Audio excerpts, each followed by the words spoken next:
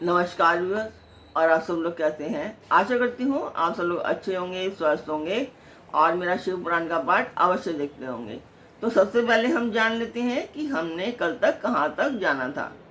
तो कल तक था कि शिव जी बता रहे हैं विष्णु जी को कि रुद्र तुम्हारा और ब्रह्मा आदि देवताओं का भी निश्चय ही पूज्य है। तुम यहाँ रहकर विशेष रूप से संपूर्ण जगत का पालन करो। नाना प्रकार की लीलाएं करने वाले विभिन्न अवतारों द्वारा सदा सबकी रक्षा करते रहो। मेरे चिन्मय धाम में तुम्हारा जो वह परम वैभवशाली और अत्यंत उज्जवल स्थान है वह गोलोक नाम से विख्यात होगा। हरे भूतल पर जो तुम्हारे अवतार होंगे, हरे वो शिव जी हरे विष्णु को बोलते हैं।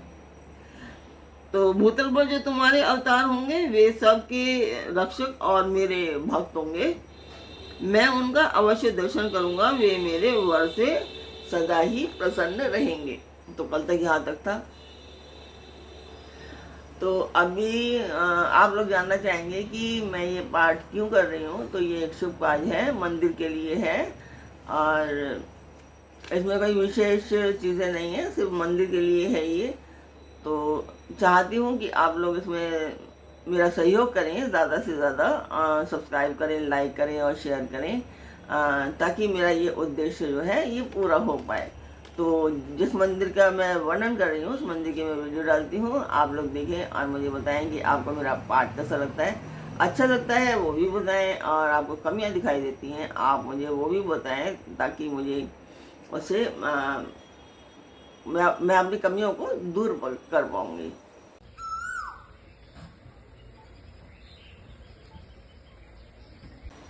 तो मंदिर की वीडियो आपने देखी, आपको मेरा पाठ कैसा लगता है कमेंट किया या नहीं, सब्सक्राइब किया आपने या नहीं, तो जल्दी से सब्सक्राइब कर लीजिए। तो अब हम चलते हैं आज के पाठ पर।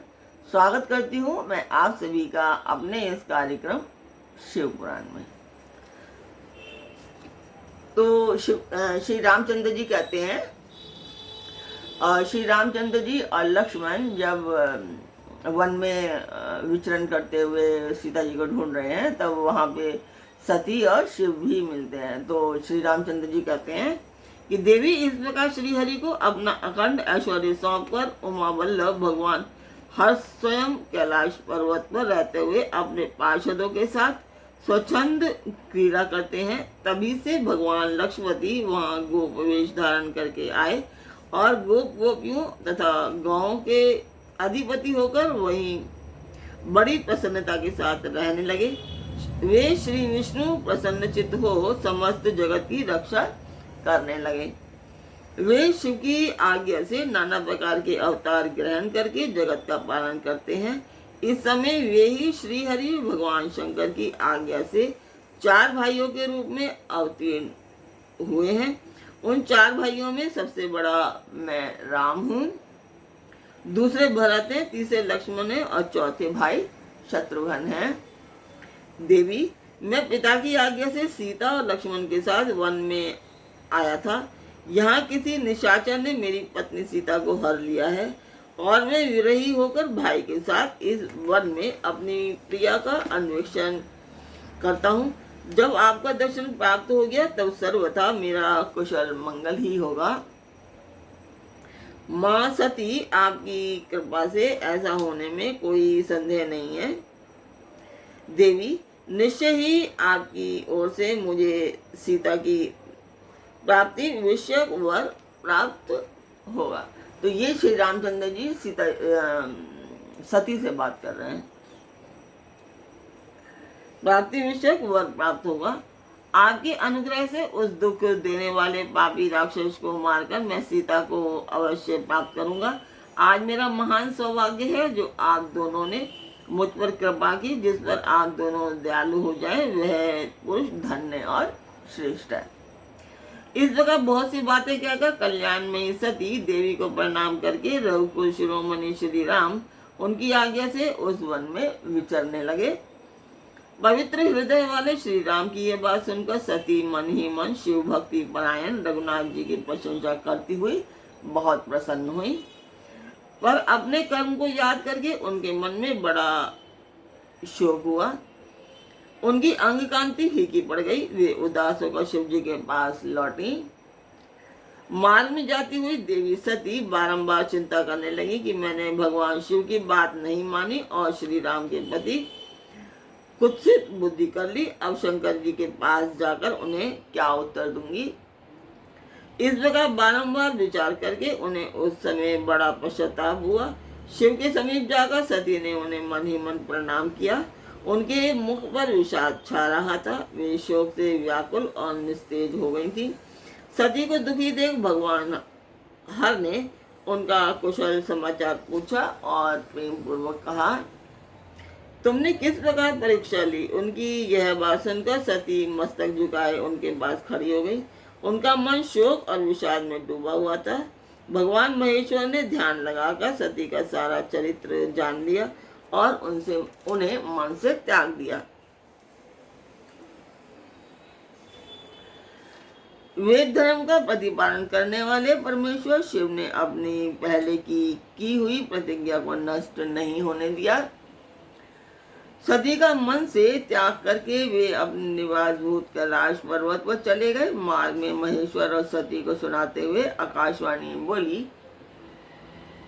परमेश्वर तुम धन्य हो और तुम्हारी ये प्रतिज्ञा की भी धन्य है। तीनों लोकों में तुम्हारे जैसा महायोगी और महाप्रभु दूसरा कोई नहीं है। वह आकाशवाणी सुनकर देवी सती की कांति फीकी पड़ गई। उन्होंने भगवान शिव से पूछा, नाथ मेरे परमेश्वर, आपने कौन सी प्रतिज्ञा ली है, बताइए। सती के इस प्रकार पूछने पर भी उनका हित चाहने वाले प्रभु ने पहले अपने विवाह के विषय में भगवान विष्णु के सामने जो प्रतिज्ञा की थी उसे नहीं बताया। मुने, उस समय सती ने अपने प्राण वल्लभपति भगवान शिव का ध्यान करके उस समस्त कारण को जान लिया जिससे उनके प्रियतम ने उन्हें त्याग दिया था। शंभु ने मेरा त्याग कर दिया। इस बात को जानकर दक्ष कन्या सती शीघ्र ही अत्यंत शोक में डूब गई और बारंबार सिसकने लगी। सती के मनोभाव को जानकर शिव ने उनके लिए जो प्रतिज्ञा की थी उसे गुप्त ही रखा और वे दूसरी बहुत सी कथाएं कहने लगे। नाना प्रकार की कथाएं कहते हुए वे सती के साथ कैलाश पर जा पहुंचे और श्रेष्ठ आसन पर स्थित तो चित्त वृत्तियों के निरोध पूर्वक समाधि लगाकर स्वरूप का ध्यान करने लगे। सती मन में अत्यंत विषाद ले अपने उस धाम में रहने लगी। मुने, शिवा और शिव के उस चरित्र को कोई नहीं जानता था। महामुने, स्वेच्छा से शरीर धारण करके लोक लीला का अनुसरण करने वाले उन दोनों प्रभुओं को इस प्रकार वहां रहते हुए दीर्घ काल व्यतीत हो गया।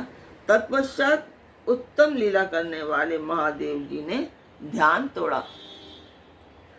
यह जानकर जगदम्बा सती वहां आई और उन्होंने व्यथित हृदय से शिव के चरणों में नमन किया। उदार चेता शंभु ने उन्हें अपने सामने बैठने के लिए आसन दिया और बड़े प्रेम से बहुत सी मनोरथ कथाएं कहीं। उन्होंने वैसे ही लीला करके सती के शोक को तत्काल दूर कर दिया। वे पूर्वत सुखी हो गई। फिर भी शिव ने अपनी प्रतिज्ञा को नहीं छोड़ा। तात परमेश्वर शिव के विषय में यह कोई आश्चर्य की बात नहीं है। मुनि लोग शिवा और शिव की ऐसी ही कथाएं कहते हैं। कुछ मनुष्य उन दोनों में वियोग मानते हैं, परंतु उनमें वियोग कैसे संभव है। शिवा और शिव के चरित्र को वास्तविक रूप से कौन जानता है। वे दोनों सदा अपनी इच्छा से खेलते और भांति भांति की लीलाएं करते हैं। सती और शिव वाणी और अर्थ की भांति एक दूसरे से नित्य संयुक्त हैं। उन दोनों में वियोग होना असंभव है। उनकी इच्छा से ही उनमें लीला वियोग हो सकता है। तो आज का पाठ मैं यहीं पर पूर्ण करती हूँ। कल फिर मिलेंगे एक नए पाठ में, एक नए उमंग, एक नई तरंग के साथ। तब तक के लिए आज्ञा दीजिए। ओम नमः शिवाय। सब्सक्राइब करना बिल्कुल ना भूलें। आज शेयर करते रहें और अपने परिवार और मित्रगणों से भी सब्सक्राइब एंड शेयर करवाते रहें। धन्यवाद।